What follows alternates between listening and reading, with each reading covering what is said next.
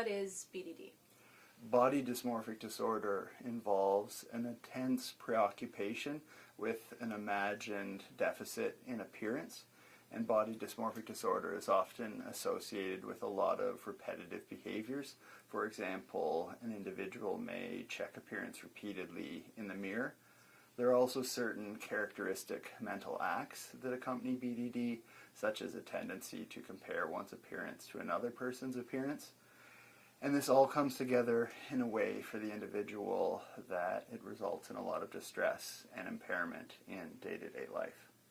What is the best way to go about getting better with somebody who has been diagnosed with BDD? Help seeking is very key. Oftentimes individuals with body dysmorphic disorder delay help seeking and understand their problem in terms of something that requires a surgical intervention.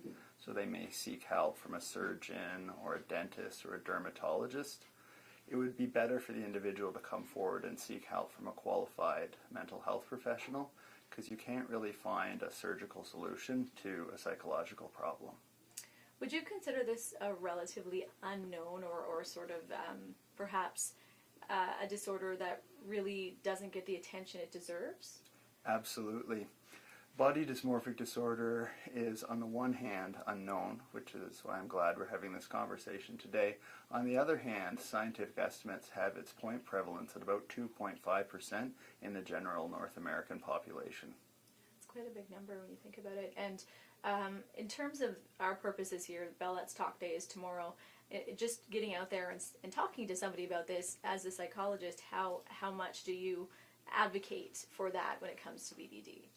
It's a vitally important conversation to have. I think you should talk to friends and loved ones if you have this preoccupation, and then seek help from a qualified professional. And one key message for an individual suffering with body dysmorphic disorder is that there are treatments, such as cognitive behavioral therapy, that work.